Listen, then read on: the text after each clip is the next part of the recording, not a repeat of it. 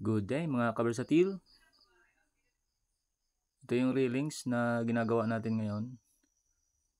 Sineset up natin itong mga haligi dito. Binabarinahan natin yung semento at binabaon na natin ng mga rebar. Tsaka natin to wini-welding para mas matibay. Actually pag ito'y nag-connect na sa bawat isa ay napakatibay nito.